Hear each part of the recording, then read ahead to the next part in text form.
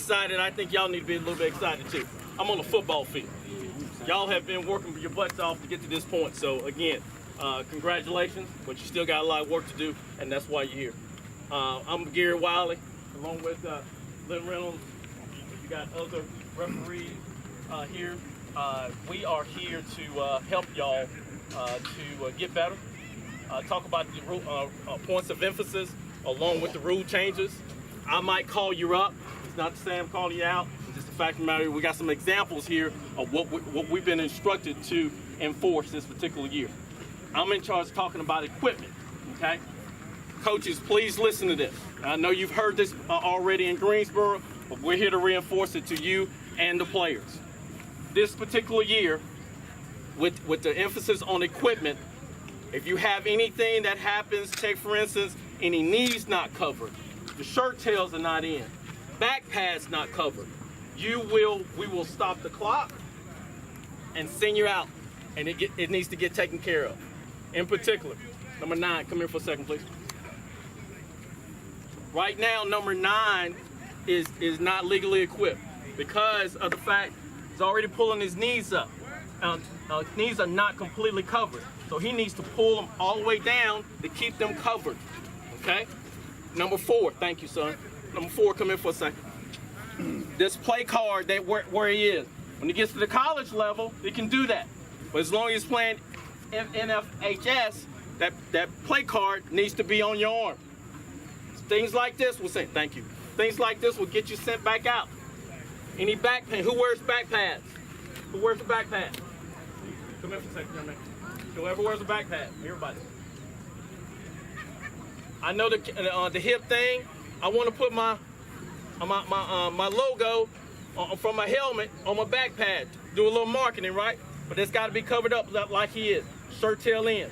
Again, thank you. Again, coaches, this might be a crucial situation. I know you want your special player in there, but if we see it, they're going out. Okay? Any questions on that particular rule? Yes, sir. How do you handle the clock?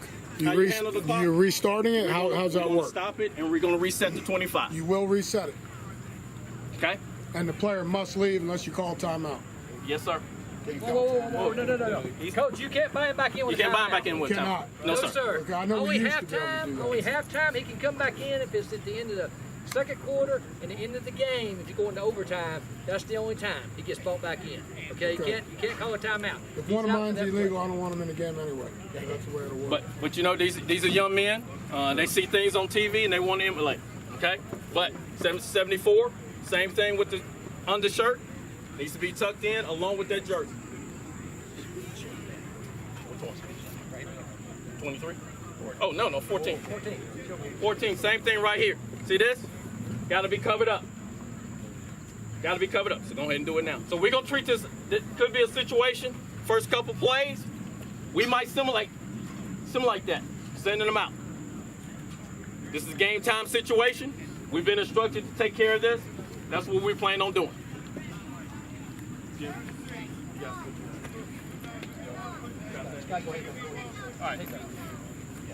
All right, guys, we've got a new penalty enforcement option on kicks this year. Both scrimmage kicks and free kicks. We've now added an option for the offended team on fouls by K during a scrimmage or free kick, to where we can now tack on that penalty at the succeeding spot at the end of the run, if you will. So, for example, free kick out of bounds, still have the same option to have the kicking team re-kick, or take it at the 35. It's a short kick out of bounds. You've now got the option to take that 5 yards from the succeeding spot where it went out of bounds. Same on scrimmage kicks. If you've got a foul by K, wherever that end of the run is, one new option for the offended team is to go ahead and take that penalty at the succeeding spot. The reason for this is just to try to minimize the number of re-kicks that we're going to have at the high school level. Let's give one example, and if you don't mind, Scott, because we talked about this at the state clinic, coaches. Let's say this is a good example, and I can see this happen. You kick to the opposing team, and you have holding. There's holding on you, okay? You're the kicking team. The team runs it back for a touchdown. Generally, on scoring plays, you know they can take it on the try or the kickoff. Well, this new rule supersedes that, okay, during a kick. Okay? So we got holding on the guard, you kick, you punt, the receiving team runs it back for a touchdown. That's going to be, that holding call is going to be enforced on the try. Okay? You will not have that option that you had before of putting it on the kickoff. Okay? That's going to supersede it. So just keep that in mind, coaches, that when you're looking, hey, I should be able to get that on kickoff. Now, any other time you have a scoring play and you have that, it's fine. It's only during kicks. Okay, that's only during kicks. So keep that in mind. Defenseless player. Okay. Quarterback. Defensive player has been clarified in the rule book. Cannot get a free shot on the quarterback. That's going to be the white hat referee's call 90% of the time. So once that ball is released, you have to back off, or you can hit him with open hands as long as you don't go through him, as long as you look like you're trying to avoid that contact. But if you're going to get up close to him, make sure you have open hands so that you do not run through him or have an unnecessary roughness or defenseless player 15-yard penalty. Don't want that. Trying to protect the quarterback, so it's been clearly defined as that quarterback is a passer. Once he's throwing that ball is gone. 99% of the time I'm hollering, it's gone, it's gone, it's gone. Cannot hit him. After I say that man is gone. If you do, it's going to be a flag. Trying to protect the quarterback and all in the safety of safety. Anybody got any questions regarding the quarterback and defensive player? It also is that defensive player to an open field. The guy is not facing you or whatever, you cannot go through him with shoulder, body, of course helmet. You have to have open hands. Again, it's all from the National Federation. They're trying to improve the quality of the game and the safety of the game. So again, players in open field, it's the same thing. Doesn't have to be the passing. Could be on a punt. Could be on a long run. Could be on a short run. But you cannot go through that player unless you have, again, open hands. You can make contact, but you can't go through it with shoulder or hip or full body.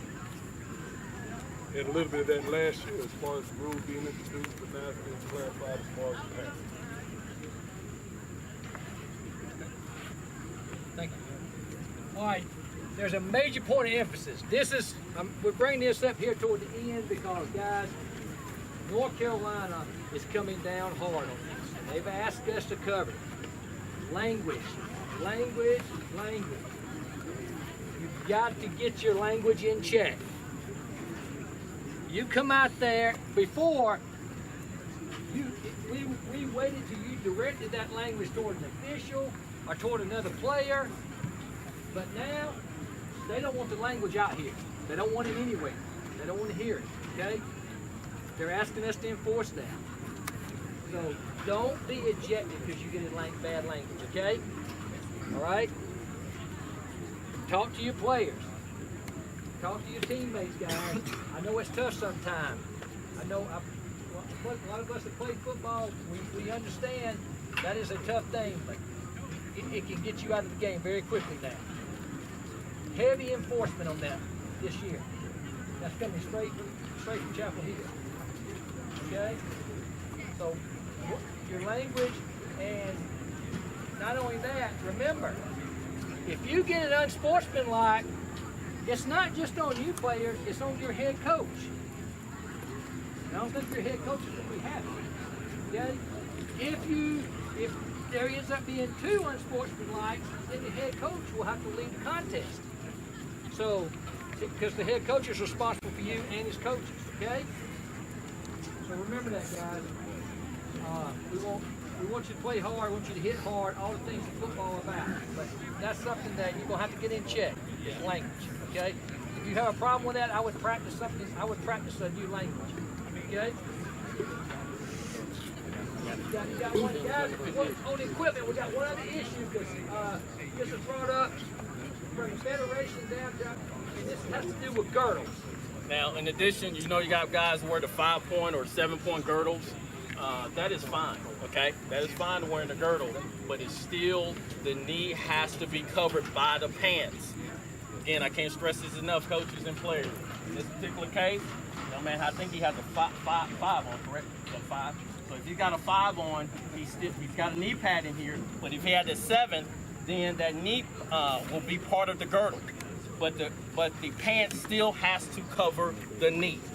So if you normally wear, thank you, son, appreciate that. You normally wear a medium, but you go to your equipment manager and say, I want to wear small because I want to run a little bit faster. That's not going to work. Okay? All right. Yeah. Okay, pace of play. All right, pace of play. Coaches, y'all know you're going to love this. Who loves to run fast? Okay, pace-wise. So we're being instructed as officials to try to get that play off between 12 to 15 seconds. That's fine and dandy. But we need players to help us out with that situation too. We need chain crews to help us out in that situation too. Okay, so it's just not the officials. When that play ends, if particularly my crew, those 4 individuals are not ready because somebody wants to dance or have fun with the ball, we can't snap or kick without a ball, correct? So make sure you coach them up to get the ball back to the official, and if everybody's in proper position, we can start that ready for play. So again, it's just not the officials on pace of play. We need you as players, coaches, and game management on that. We're going to hurry, but we're not going to rush. Make sure everybody's ready for the play. Everybody gets set. Hurry up teams come out. If you want to get lined up, that's fine. We're going to hurry up and get in position, but we're not going to rush and have cause false starts or cause penalties to be called. So make sure that if you are a hurry up team, get out there and get set. We're not going to rush. We got 12 to 15 seconds. All right, good luck, guys. Thank you. Thank y'all.